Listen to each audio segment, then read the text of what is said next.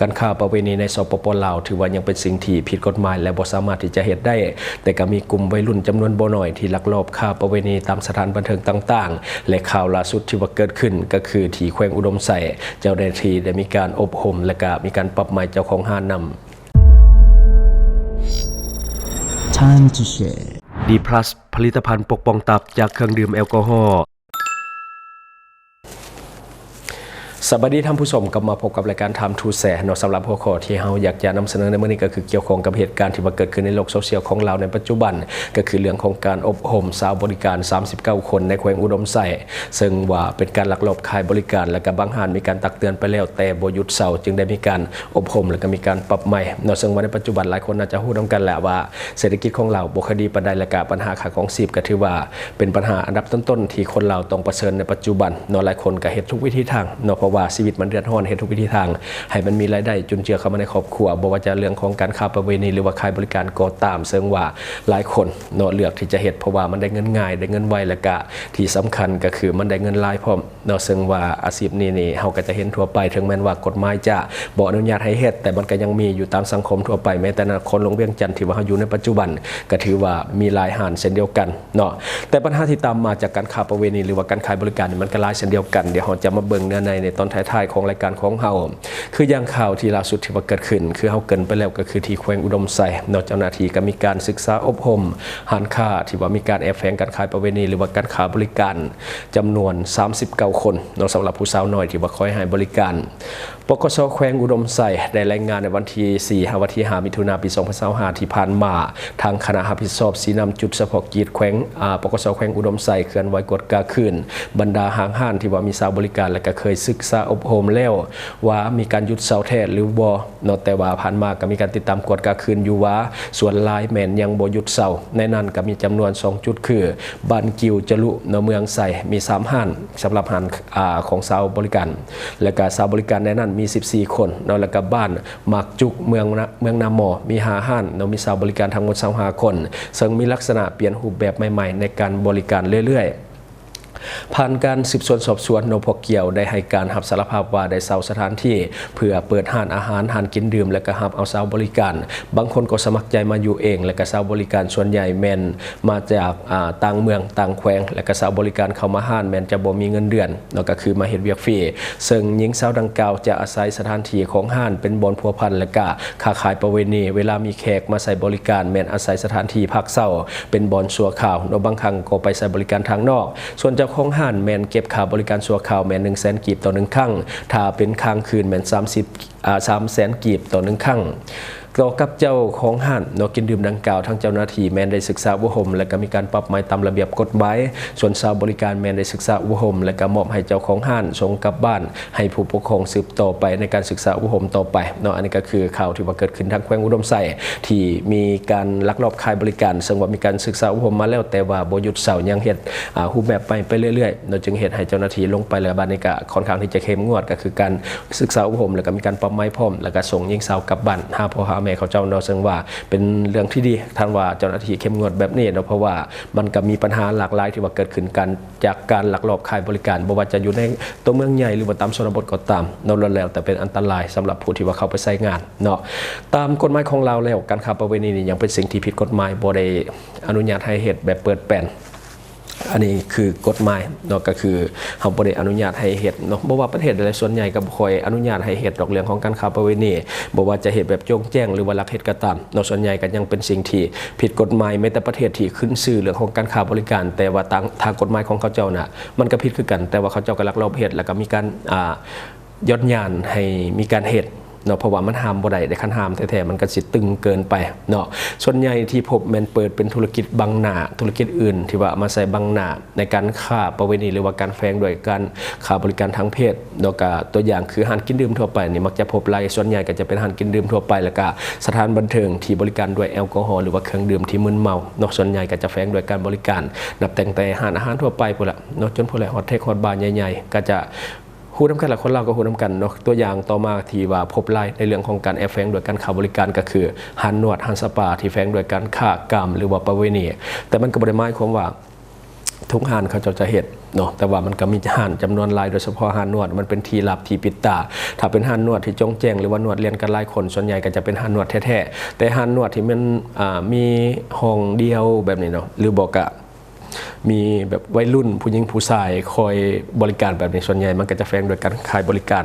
บางทีนะถ้าเฮาไปทำดีๆนะพนักงานที่ว่านวดในส่วนใหญ่บ่มีเงินเดือนจะได้ติปจากแขกหรือบอกะแฝงโดยการขายบริการไปนำใช้สถานที่ของเจ้านายในการที่จะรับแขกแบบนี้นะต่างคนต่างได้ว่าซั่นซะแม้แต่การข่าวประเวณีผ่านสื่อออนไลน์ก็นับวันได้รับความนิยมเพิ่มขึ้นเนาะหลายคนที่ว่าอยู่ในสื่อออนไลน์โดยเฉพาะคนที่ว่ามีชื่อเสียงแน่คนที่หน้าตาดีแน่ในสังคมหรือว่าคนที่พอมีฐานะหรือว่าคนที่เป็นตาแบบทรงเสียหรือว่าทรงมีเงินแบบในส่วนหลายก็จะถูกทักในการค้าประเวณีผ่านสื่อออนไลน์ต่างๆโดยทั่วไปแล้วคนในสังคมเบิ่งออกอยู่แล้วว่าสถานที่แบบใดเขาจะลักลอบการขายบริการหรือว่าแฝงโดยการขายบริการทางเพศส่วนใหญ่เฮาเบิ่งออกแต่ว่าคนในสังคมก็สิ้นเคยกับเรื่องแบบนี้ที่ว่ามันเกิดขึ้นแล้วก็บ่คิดว่ามันเป็นเรื่องของเฮามันเป็นเรื่องของไผของมันอยากเฮ็ดก็แล้วแต่มันก็เป็นเรื่องของเจ้าหน้าที่ต้องไปเบิ่งเอาเองส่วนใหญ่คนในสังคมก็จะคิดแบบนี้การค้าประเวณีนี่มีอยู่ทุกบอนนั่นแหละมีอยู่ทุกประเทศเนาะอยู่ในนครหลวงของเฮานี่ก็หลายเช่นเดียวกันแต่หลายคนก็เฮ็ดทำท่าบ่ฮู้ซื่อๆแต่ทุกคนฮู้ดีว่าโซนในนครหลวงเวียงจันทน์นี่การค้าประเวณีมันมีอยู่ไสแน่เฮาสิเว้าให้คร่าวๆประมาณ3โซนที่1ก็คือดอนกอยที่ขึ้นชื่อน่าจะที่สุดในประเทศลาวแต่ว่าเมื่อก่อนนี่จะหลายแต่ว่าในปัจจุบันบ่ค่อยเห็นละเนาะแต่ว่าเฮาก็บ่ค่อยได้ไปแถวนั้นบ่ฮู้ว่ายังมีหรือบ่แต่ว่าเนาะคันเว้าเรื่องว่าการขายบริการทางเพศนี่ขึ้นชื่อที่สุดในนครหลวงเวียงจันทน์ก็คือดอนกอยสำหรับคนทั่วไปเนาะบ่ได้เจาะจงเฉพาะกลุ่มคนทั่วไปคันเว้าถึงว่าสาวบริการคิดเรื่องอยู่ใส่ดอนกอยเนาะเดี๋ยวนี้ก็มีสถานบันเทิงใหญ่ๆอยู่ดอนกอยนะเฮาเคยเห็นเนาะเดี๋ยวนี้ก็ยังมีอยู่เนาะและต่อมาก็คืออยู่โซนหนองบึกเมื่อก่อนนี่จะลายในช่วงของปี 2010 ต้นๆเนาะช่วงนั้นจะเป็นสาวโรงงานที่เข้ามาอยู่เซ็นสังเกตอาจจะลายสุดและช่วงนั้นแต่ว่าเดี๋ยวนี้ก็หายไปแล้วส่วนใหญ่จะเข้าไปอยู่โรงงานหมดเนาะสำหรับสาวบริการแต่ว่าหลังๆมานี่ก็บ่แน่ใจว่ายังมีหรือบ่เนาะเพราะว่ามันเปลี่ยนแปลงไปหลายเพราะว่าแถวนั้นก็เจริญแล้วแต่กี้นี่เซ็นสังเกตลงไปหาแยกหนองบึกค่อนข้างที่จะลายมีเป็น10ห้านเนาะแต่ก่อนดอกตอนช่วงปี 2010 กว่าๆเนาะแต่ว่าตอนนี้ก็บ่ค่อยเห็นไปได้แล้วต่อมาเนาะที่ว่ายังเห็น 100% อยู่แล้วก็คือไกลบ้านของเฮาบ่ถึง1 กิโลเมตรในปัจจุบันก็คือสี่แยกบ้านโศกแถวสี่แยกบ้านโศกนี่ลายเนาะแต่ว่าช่วงนี้ก็ยักน้อยลงแน่แล้วก็ยับย้ายไปทางอื่นนะเพราะว่าเจ้าหน้าที่เพิ่นก็กวาดล้างเนี่ยก็บ่อยากให้มีเฮ็ดเกี่ยวกับธุรกิจประเภทนี้ก็คือนี่แหละสี่แยกบ้านโศกนี่ถือว่าน่าจะยังใหญ่ที่สุดแล้วตอนนี้เพราะว่าสาวบริการค่อนข้างที่จะหลายเนาะหลายคนน่าจะหูผ่านไปผ่านมาเอาข้อมูลบ้านโศกซะเดี๋ยวเฮาจะเว้ารายละเอียดสู่ฟังหน่อยนึงก็คือมันอยู่ใกล้บ้านเฮาแล้วก็เฮาก็ค่อนข้างที่จะฮู้ดีแน่ก็คือ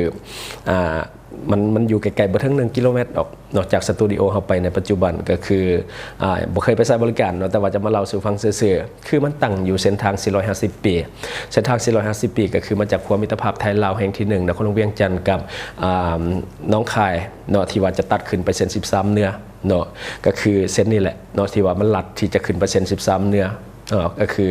มันเป็นเส้นทางยุทธศาสตร์เนาะเขาก็ฮู้อยู่แล้วว่าเส้นทางนี้มัน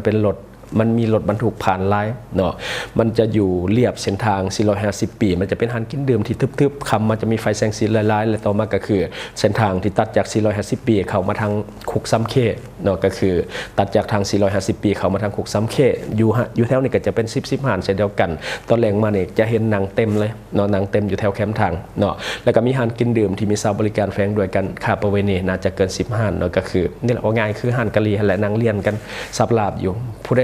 แนมเบิ่งก็บ่คิดว่าหานกินดื่มดอกก็หานกะลีนี่แหละเฮาก็ฮ้องหานกะลีนี่แหละก็คือเพราะว่าเครื่องดื่มมันบ่ค่อยเห็นส่วนแล้วมันจะเห็นแต่ผู้สาวน่ะนั่งฉะนั้นมันจะฮ้องอาหารกินดื่มบ่ค่อยได้ดอกเนาะอันนี้เว้าตามความเป็นจริงซะสาเหตุที่เขาเลือกทำเลนี่ก็คือเฮาว่าแหละเนาะทาง450 ปีนี่มันมีรถบรรทุกผ่านหลายและกลุ่มเป้าหมายของลูกค้าเขาน่ะมันก็เป็นรถบรรทุกนี่แหละที่ว่ามักมาใช้บริการส่วนใหญ่และก็รถบรรทุกเนี่ยมันมักจะมาจอดแถวนี้เนื่องจากว่าบ่สามารถที่จะผ่านเข้าในตัวเมืองได้แถวเขตไฟแดงโดกแบบนี้มันจะรถติดหลายในช่วงแรกเขาก็จะมาจอดเนาะจนพุ่นละมันมืดรถในทางมันไกลมืดเขาจึงเข้าไปได้ฉะนั้นก็เหมาะกับการตั้งหานเพราะว่ารถมันจะมาจอดชะลออยู่แถวนี้เนาะเขาก็เลยว่าไปใช้บริการหลังจากนั้นก็จึงขับรถขึ้นไปเนาะอันนี้ก็คือมันเป็นยังเขาจึงอยากมาเลือกทำเลในบ่อนี้เพราะว่ามันเป็นจุดซุ้ม เนาะจุดรวมของรถบรรทุกและก็นอกนั้นเนาะห้านที่ว่าตั้งอยู่แถวสี่แยกไฟแดงไฟแดงบ้านโศกนี่นะมันใกล้กับนิคมอุตสาหกรรมที่มีคนจีนหลายๆเนาะอันนี้ก็เป็นอีกหนึ่งเป้าหมายของเขาเจ้าและมันก็อยู่ใกล้กับห้านปิ้งแบร์ห้านอย่างต่างๆฉะนั้นจึงเห็นให้มีลูกค้าจำนวนหลายที่ผ่านเส้นทางนี้เขาเจ้าก็จะเห็นผู้สาวนั่งคอยท่าบริการอยู่แคมป์ทางก็จะเห็นให้อยากใส่บริการคือบางคนนี่บ่ได้ตั้งใจที่จะมาใส่บริการแต่ว่าเวลาผ่านมาแล้วมันเห็นผู้สาวบ่ได้ใจขึ้นก็เลยว่าแวะเขาไปใส่บริการเนาะสาเหตุที่เขาเลือกกันย้อนแนวนี้แหละมันมีกลุ่มเป้าหมายของเขาเจ้าอยู่แถวนี้เนาะคือสี่แยกบ้านโศกนี่มันใกล้นิคมอุตสาหกรรมเนาะนี่แหละแถวไซเซท่าหรือว่าเข้าไปโนนทองน้อยเดียวใกล้ๆกันนึงแล้วก็คนเที่ยวเส้นทางนี่ก็ค่อนข้างที่จะหลายเนาะบัดนี้เรามาเบิ่งรายละเอียดคร่าวๆสาวบริการส่วนใหญ่เนาะสาวบริการที่อยู่ในเขตนี้ส่วนใหญ่ส่วนบ้านโศกก็คือมาจากต่างแขวงซะส่วนใหญ่โดยเฉพาะเขตภาคเหนือที่มีแบบผิวขาวหน้าตาเอาดีน้อยนึงเป็นคนชนเผ่าซะส่วนใหญ่บ่ค่อยพบแล้วลุมเฮาบ่ได้จะเป็นคนชนเผ่าเนาะฟังจากสำเนียงเสียงเว้าและก็การแต่งตัวของเขาเจ้าเฮาก็จะพอเบิ่งออกเนาะอายุเฉลี่ยนี่น้อยๆเนาะ10ปลายปีต้นๆ50ปลายปีปลายเนาะจะบ่ถึง30ซะส่วนใหญ่เฮาเบิ่งนี่จะอยู่ประมาณ10ปลาย17 18 19แล้วก็20ประมาณ21 22เท่านั้นส่วนใหญ่อยู่ประมาณนี้เนาะซึ่งว่าก็กำลังดีเนาะสำหรับผู้สาวอายุสำนี้เนาะก็คือกำลังเป็นสาวเต็มโตเนาะก็คือเฮาเบิ่งในส่วนใหญ่ก็จะมาจากภาคเหนือเนาะแล้วก็เป็นสาวชนเผ่าซะส่วนใหญ่อายุเฉลี่ยก็ยังน้อยเนาะซึ่งว่าก็ตรงกับกลุ่มเป้าหมายของผู้ชายหลายคนอยู่แล้วเนาะผู้บริการส่วนใหญ่ก็คือผู้เฒ่าเนี่ยเขาบ่ได้ประจำอยู่ห้านดอกส่วนใหญ่เนาะคือกลางเว้นเนี่ยบ่เห็นเขาดอกบ่เห็นเขาอยู่แถวนั้นจะคนเพราะว่าส่วนใหญ่เขาบ่ได้ประจำอยู่ห้านตลอดกลางเว้นเขาเจ้าก็ไปเฮ็ดเวียกโรงงานไปเฮ็ดเวียกตามนิคมหยังต่างๆแบบนี้เขาเจ้าก็บ่ได้อยู่ประจำอยู่ห้านแต่ว่าแรงมาแล้วเนาะเขาเจ้าก็จะมานั่งท่าเนาะแรกๆมาเขาก็จะแต่งหน้าแต่งตัวออกมานั่งอยู่หน้าห้านเนาะอันนี้ก็จะเป็นเวียกเสริมอันนึงเขาเจ้าแต่ว่าละได้รับบ่ฮู้ว่ามาจากการเฮ็ดเวียกโรงงานหรือว่าการมาขายบริการแบบนี้เนาะซึ่งว่าเฮาเองก็เคยเข้าไปนั่งสัมภาษณ์แล้วแต่ว่าเทปนั้นเฮาบ่ได้ออนเนาะเคยไปนั่งสัมภาษณ์เขาหมดแล้วว่าเป็นยังจึงมาเฮ็ดแบบนี้จังซั่นจังซี่ย่านมันมีปัญหาก็เลยว่าบ่ได้ออนสำหรับเทปนั้นเนาะก็เลยว่าปล่อยทิมไปซื่อๆเนาะแต่ว่าเฮาไปถามข้อมูลรายละเอียดมาแล้วคือตอนแรกเนี่ยเขาจะมานั่งทาแขกเนาะขายเบียร์แน่แล้วก็ขายบริการไปนำแบบนี้นะแต่ว่ากลางเว้นเนี่ยก็จะไปเฮ็ดเวียกโรงงานปกติคือคนทั่วไปแต่ว่าขับมาก็จะเป็นสาวบริการเนาะส่วนใหญ่มาจากครอบครัวยากจนเท่าที่ไปสัมภาษณ์เขาไปสอบถามเขาเจ้าส่วนใหญ่มาจากครอบครัวยากจนแล้วก็บ่ค่อยมีทางเลือกในชีวิตปานใดส่วนใหญ่ชีวิตลำบากบ้านอยู่ภูอยู่พาเนาะมันบ่ค่อยมีทางเลือกปานใดลงมาหาเฮ็ดเวียกในตัวเมืองใหญ่มันก็ยากเพราะว่าคนบ่มีวุฒิการศึกษาที่สำคัญก็คือบ่จบม.6 ด้วยซ้ำเวลามาก็จะลำบากหน่อยหนึ่งฉะนั้นจึงบ่ค่อยมีทางเลือกบัดนี้เฮามาเบิ่งค่าโตเฉลี่ยของเขาเจ้านี่ถึกๆเนาะค่าโตเฉลี่ยของเขาเจ้านี่ถึกๆเนาะคือราคา150,000 กีบเนี่ยตั้งแต่เท่าได้ปีมาจนฮอดปัจจุบันก็ยัง150,000 กีบก็มีแล้วก็สูงสุดก็บ่เกิน300,000 กีบในปัจจุบันสำหรับที่อยู่โซนบ้านโศกส่วนใหญ่อยู่ประมาณนี้เพราะว่าเป็นเด็กน้อยส่วนใหญ่พวกนี้เขาเจ้าบ่ค้างคืนเนาะส่วนใหญ่เขาบ่ค้างคืนเขาเจ้าก็จะไปสัวข่าวซื่อๆเนาะเพราะว่าค้างคืนนี่ตื่นเช้ามาเขาอาจจะไปเฮ็ดเวียกบ่ได้เนาะเพราะว่าตอนกลางเว้นเขาเจ้าก็เฮ็ดเวียกส่วนใหญ่เขาเจ้าจะไปสัวข่าวแล้วก็ได้เงินแล้วเขาเจ้าก็กลับเนาะบางคนนี่ไปหอบเดียวเขาเจ้าก็กลับเลยบางคนเขาก็อยู่หลายหอบแบบนี้นะแต่ว่าราคานี่สูงสุดก็บ่เกิน300,000เนาะอยู่ที่150,000 กีบ300,000 กีบเท่านั้นต่อครั้งบ่รวมค่าห้องเนาะถ้าว่าไปเปิดอยู่นอกก็แล้วแต่ต้องได้จ่ายตามตัวจริงถ้าว่าเป็นเงินบาทมันก็จะตกอยู่ประมาณ227 บาทหรือว่า227 บาท454 บาทเท่านั้นเนาะสำหรับค่าตัวของเขาเจ้าบ่ได้แพงสำหรับโซนอยู่บ้านโศกแต่ถ้าเป็นแบบสถานบันเทิงหรือว่าโรงแรมต่างๆนี่มันก็จะแพงขึ้นไปเนาะตามเกรดว่าซั่นซะเนาะราคามันขึ้นกับการต่อรองนะคันว่าเก่งคารมดีอาจจะบ่ได้เสียเงินโดยซ้ำเพราะว่าเขาเจ้าเป็นเด็กน้อยคนชนเผ่าทั่วไปแบบนี้เขาก็บ่ค่อยจะฮู้ทันเหลี่ยมของแบบนักเที่ยวปานใดเป็นคนซื่อๆใส่ๆแล้วก็มันตรงกับเป้าหมายพวกขับรถบรรทุกที่มาจากต่างประเทศเพื่อนบ้านของเฮาเนาะอันนี้ก็คือเห็นไล่นี่คำมานี่ไปขับรถไปเบิ่งก็ได้เนาะใกล้ๆเฮือนเฮาเนี่ยเนาะใกล้ๆสตูดิโอของเฮาในปัจจุบันใกล้ๆเลยเนาะคือเป็นยังกฎหมายมันบ่เปิดให้การค้าประเวณีเป็นสิ่งที่ถือกฎหมายเนาะหลายคนก็อาจจะพอฮู้อยู่แล้วเพราะว่าในแต่ละประเทศทั่วโลกเขาเจ้าก็บ่ได้อนุญาตให้การค้าประเวณีนี่เป็นอาชีพที่ถือกฎหมายแม้แต่ประเทศที่เขาเจ้าขึ้นชื่อเรื่องของการค้าประเวณีก็บ่ได้ถือกฎหมายเนาะแต่ว่าก็เหตุกฎหมายก็ย้อนยานให้เพราะว่ามันสิตึงเกินก็บ่ได้เนาะซึ่งว่าการค้าประเวณีนี่หลายครั้งมันก็เป็นการละเมิดสิทธิส่วนบุคคลเนาะเพราะว่าผู้มาใช้บริการนี่ส่วนใหญ่ก็คิดว่าเป็นชาวบริการอยากเฮ็ดหยังก็ได้อยู่แล้วส่วนใหญ่เป็นแบบนั้นเนาะเขาบ่มานั่งล่มแบบคือลูกในบ้านดอกส่วนใหญ่มากเขาก็คุกคามทั้งนั้นแหละเนาะเพราะว่าเขามามีเป้าหมายอยู่แล้วเขามาเพื่อสิ่งนั้นอยู่แล้ว เนาะฉะนั้นมันเป็นการละเมิดสิทธิส่วนบุคคลมันบ่มีภัยดอกที่ว่าจะนอนได้กับทุกคนและมักทุกคนพอใจกับทุกคนเนาะเขามาเห็นอาชีพนี่เพราะว่าเขาบ่มีทางเลือกฉะนั้นมันจึงเห็นให้เขาก็พอใจบางคนบ่พอใจบางคนถ้าส่วนที่คนเขาบ่พอใจแบบนี้เขาก็จะเป็นการละเมิดสิทธิส่วนบุคคลเพราะว่าบางคนนี่เขามาเนาะสิว่าจะได้เข้ามาเฮ็ดเวียกนี่บ่ได้สมัครใจมาบ่ได้เต็มใจมาบางคนนี่ถูกหลอกมาบางทีมาแล้วบ่มีเงินกลับก็จะเป็นต้องได้เฮ็ดฉะนั้นจึงเฮ็ดให้เขาบ่ได้เต็มใจในการเฮ็ดอาชีพนี้เนาะแต่ว่าต้องอยู่ย้อนว่าบ่มีทางเลือกถ้าว่าเฮาไป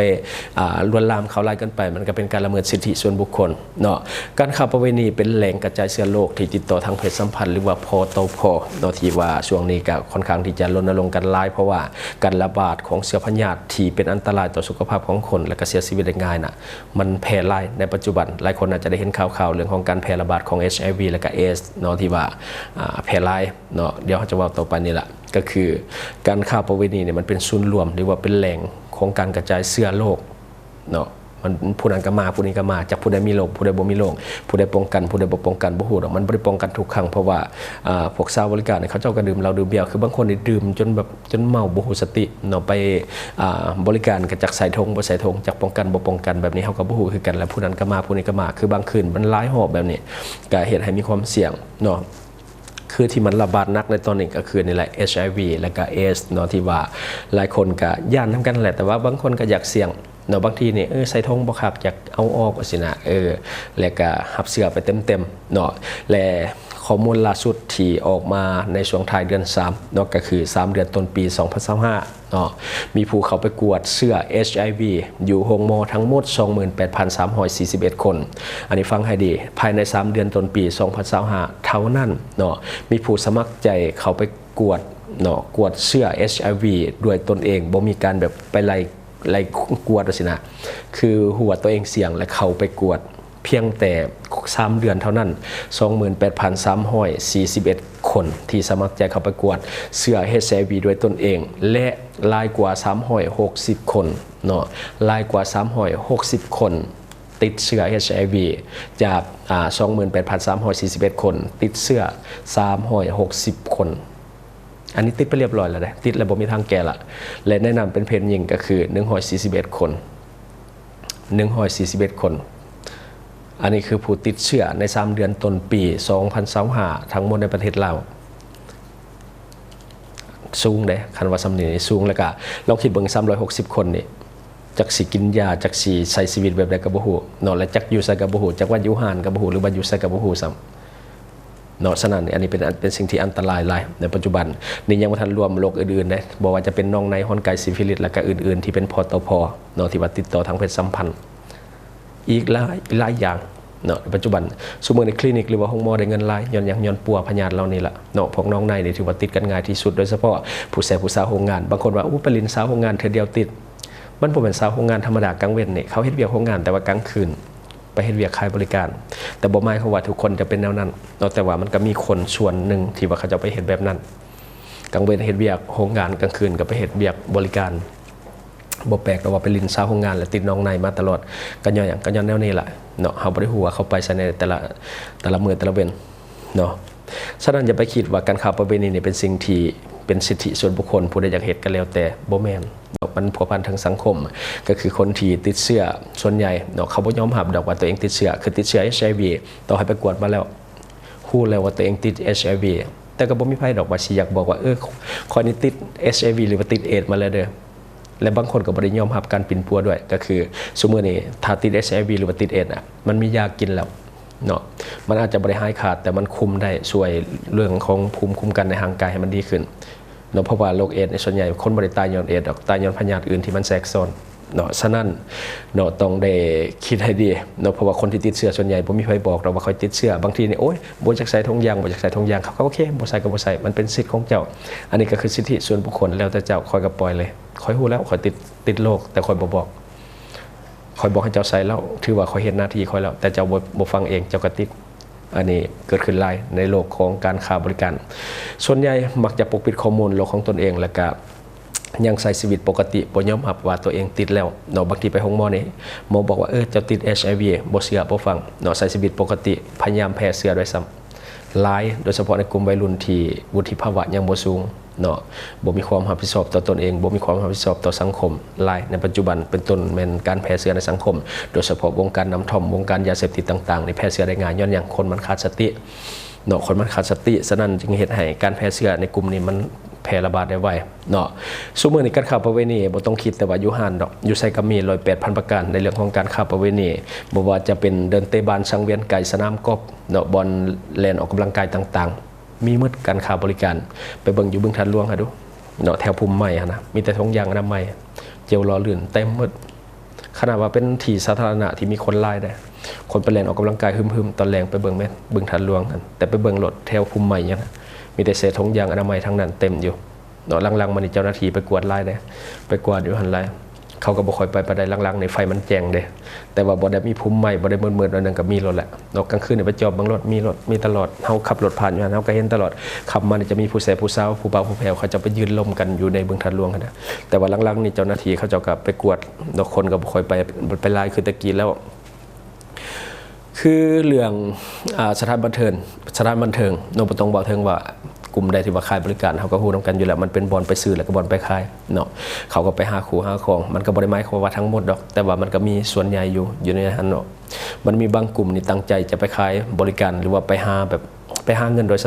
พาะในสถานบันเทิงจีนแบบนี้เขาฮู้เด้คนจีนเขาจะเปรายจ่ายรายเห็นคนลาวเนี่ยคนจีนขึ้นใจขนาดเนาะเขาจะจ่ายรายเปรายคือมันก็จะมีผู้หญิงบางกลุ่มเขาจะแต่งโตเพื่อที่จะไปนี่แหละเลาะตามสถานบั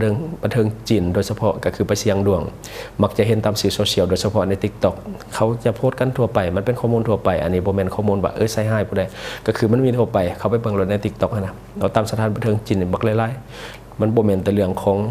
งการค้าประเวณีมันเกี่ยวข้องกับเรื่องของยาเสพติดเนาะแล้วก็ยังบ่รวมเรื่องของการขายบริการทางออนไลน์นอนนับวันนับหุ้นแห่งหลายขึ้นคือซุมื้อนี้เฮาอ่านข่าวแบบนี้เป็นที่รู้จักหลายขึ้นมีคนแชทมาถามขายบริการให้ตลอดบางทีก็มาแรกๆก็เว้าเรื่องข่าวเรื่องหยังว่าสมเสยในเรื่องของเหตุรายการนี้นั่นแต่สุดท้ายมันก็จะลงโดยการขอเงินแล้วก็การแลกด้วยการขายบริการแบบนี้นะเฮานี่จะโดนตลอดมีตลอดเนาะเพราะว่าเฮาเป็นที่รู้จักแน่ในโลกโซเชียลเขาก็จะรู้จักแล้วก็เบิ่งทรงคือคนมีเงินแบบนี้เขาก็ติดต่อมาไลน์โดยเฉพาะวัยรุ่น Gen Z นี่แหละอายุ10ปลายปีหรือว่า20ปลายปีต้นๆผู้หญิงผู้ชายมีหมดติดต่อมาหาเฮานี่มีทุกมื้อเนาะทั้งยิงทั้งชายเขาขายเดี๋ยวนี้ยิงก็ขายชายก็ขาย LGBT ก็ขายเนาะคือไผแบบโปรไฟล์ดีๆหน่อยนึงก็จะถึกทักเบิ่งทรงคือคนมีเงินหน่อยนึงเขาก็จะทักเนาะบางคนก็ใส่หูปคนอื่นมาทักเนาะวัยรุ่น Gen Z นี่มักสบายๆหาเงินง่ายๆได้เงินหลายๆได้เงินไวๆอันนี้คือสโลแกนเนาะก็คือเฮาพอเข้าใจอยู่เนาะบางทีนี่แค่น้ำท่อมตุกเดียวเขาก็ยอมคือมื้อนี้นี่อยากกินน้ำท่อมในเลี้ยงแนวสิแล้วมาหาจากสันเสียฮู้แล้วเนาะอันนี้คือฮู้แล้วเนาะแค่น้ำท่อมตุกเดียวซื่อๆคือบางทีนี่บางทีคอลลาเจนว่าเสียอันนี้ไลฟ์เนาะในบ้านเฮาเนี่ยอันนี้เว้าความจริงให้ฟังเลยนะสิ่งที่มันเกิดขึ้นเพราะว่าเฮาก็อยู่ในโลกออนไลน์นี่คนก็จะทักมาหาไลน์ในแต่ละวันบางทีโทรศัพท์นี่ฮ้อนพุ่นแหละเนาะบ่ว่าไผจะเฮ็ดอาชีพหยังก็ตามเนาะก็คือมันเป็นสิทธิส่วนบุคคลน่ะมันถูกแล้วแต่ว่าเนาะก็ต้องสิว่าจะได้คือแต่ละคนก็มีทางเลือกที่แตกต่างไปเนาะมันบ่คือกันบางคนต้นทุนน้อยบ่ได้มีทางเลือกหลายเนาะก็ต้องได้เฮ็ดทุกอย่างให้ตัวเองรอดไปเนาะแต่จังได๋ก็ตามถ้าว่าติดโรคขึ้นมาก็จงมีความรับผิดชอบต่อสังคมด้วยเนาะถึงแม้ว่าข่อยจะขายบริการกะยามันสิทธิของข่อยเจ้าก็เฮ็ดไปเนาะแต่ว่าถ้าเจ้าติดโรคขึ้นมาเจ้าก็ต้องมีความรับผิดชอบต่อตนเองต่อกับสังคมไปกินยาให้มันถูกต้องแล้วก็ไปกวดสม่ำเสมอไปกินยาสม่ำเสมอซุมื้อนี้เขากินยาฟรีเพื่อได้เงินซ้ำเนาะฉะนั้นเนาะถ้าว่าเกิดโรคหรือว่าติดโรคก็รับผิดชอบต่อสังคมห้ามแพร่เชื้อเด็ดขาดเนาะอันนี้ก็คือสิ่งที่ควรเฮ็ดเนาะในเมื่อเจ้าเสี่ยงกาเสี่ยงเวลามันติดมาแท้ก็ต้องรับผิดชอบตนเองบ่ต้องไปเผยแพร่เชื้อต่อสังคมถ้าว่ามันติดแล้วก็ต้องหยุดต้องเศร้าแล้วก็รับยาอย่างต่อเนื่องเนาะอันนี้ก็จะดีไปแนวหนึ่งและทั้งหมดก็คือสิ่งที่เฮาเก็บมาเล่าเนาะอันนี้คือเราสู่กันฟังเนาะเพราะว่าข้อมูลนี่มีหลายเรื่องพวกนี้มีหลายเนาะเพราะว่าเฮือนเฮาก็อยู่ใกล้กับสถานมันแน่เนาะก็เลยว่ามาเราสู่ฟังท่านคิดเห็นจะได้กับสิ่งที่ว่านำเสนอไปก็อย่าลืมฝากไว้ภายใต้คอมเมนต์ของเฮาและข้าพเจ้าจะเข้าไปอ่านด้วยตนเองแต่ว่าขออย่างหนึ่งให้มันเป็นถ้อยคำที่สุภาพหน่อยนึงเนาะในการคอมเมนต์ต่างๆแล้วก็ขอฝากสำหรับท่านใดที่ว่ามีพฤติกรรมเสี่ยงโดยเฉพาะผู้ที่ว่ามักดื่มมักเมามักกินดิบมักกินแดงลับก้อยซอยจุแบบนี้พฤติกรรมเหล่านี้ทำลายตับโดยกงอยู่แล้วเนาะการกินเหล้าการกินเบียร์แอลกอฮอล์เข้าสู่ร่างกายตับฟอกฤทธิ์แอลกอฮอล์บ่หมดตับสู่กับฤทธิ์แอลกอฮอล์บ่ได้เซลล์ตับตายสุดท้ายเป็นกระดันก็เป็นตับแข็งเนาะอันนี้ก็คือสิ่งที่ ที่เกิดขึ้นจากแอลกอฮอล์และในส่วนของการกินดิบตั้งแต่ผักดิบปลาแดกดิบหรือว่าอย่างต่างๆรับก้อยใส่จุดเลือดแป้งล้วนแล้วแต่พาหะนำโรคเข้าสู่ร่างกายของท่านโดยเฉพาะปลาน้ำคลองเนาะนำเชื้อโรคที่เป็นพยาธิใบไม้ในตับสารตับไวรัสตับเข้าสู่ร่างกายของท่านอย่างแน่นอนฉะนั้นอย่าลืมปกป้องตับของท่านด้วยผลิตภัณฑ์ดีพลัสของเฮาตัวนี้แก้เมาขังในตัวเนาะและก็ข้อฝากอีกหนึ่งอาชีพของเราก็คือนี่แหละเรื่องของการหาเมาก่อสร้างเนาะสำหรับท่านใดที่ว่ากำลังจะก่อสร้างเฮือนชั้นบ้าน2อาคารโรงเรียนโรงแรมอย่างแล้วแต่อย่าลืมใส่บริการกับบริษัทของพวกเราบริษัทเพชรสุขวิสัยเจริญทรัพย์จำกัดผู้เดียวหับเมาทุกอย่างเนาะก่อสร้างสำรวจออกแบบเฮ็ดทั้งหมดเลยเนาะท่านใดที่ว่าสนใจอยากจะก่อสร้างลองติดต่อมาหาเบิ่งเนาะแล้วเฮาก็จะลงไปติดตามนำแล้วก็จะเจอกันพร้อมเนาะสำหรับท่านที่ว่าเบิ่งรายการเฮาอยู่เนาะถ้าคิดว่ารายการของเฮามีสาระหรือว่ามีประโยชน์อยากส่งเสริมอยากซัพพอร์ตอยากจะให้กำลังใจทีมงานของพวกเราก็อย่าลืมกดติดตามช่องเพราะว่าการกดติดตามช่องนี่ถือว่าเป็นช่องทางเดียวแท้ๆที่จะเฮ็ดให้ทีมงานของเรามีรายได้และก็มีกำลังใจในการผลิตคอนเทนต์ดีๆแบบนี้ให้ท่านได้ชมเรื่อยๆอย่าลืมให้กำลังใจทีมงานของพวกเราโดยการกดติดตามช่องขอขอบใจอยู่เมืองลาวใช้แต่เงินกีบลาวและส่งเสริมผลิตภัณฑ์ภายในเพื่อลดพรการนำเข้าสินค้าและแก้ปัญหาเงินตาบริษัทเพชรสุขมิไซเจริญทรัพย์จำกัดผู้เดียวบริการก่อสร้างครบวงจรหับสำรวจพื้นที่ก่อสร้างและให้คำปรึกษาโครงการหับออกแบบโครงการต่างๆทั้งแบบ 2D และ 3D การบริการคิดไล่และการประเมินโครงการก่อสร้างหับเป็นที่ปรึกษาโครงการก่อสร้างต่างๆสำหรับท่านใดที่สนใจอยากใช้บริการกับบริษัทเพชรสุขมิไซเจริญทรัพย์จำกัดผู้เดียวสามารถติดต่อที่เบอร์ 02055662255 หรือ 02077776451 หรือท่านจะเข้าไปเบิ่งผลงานที่ผ่านมาของบริษัทพวกเราได้ที่แฟนเพจบริษัท PSMC จำกัด Subscribe for more video.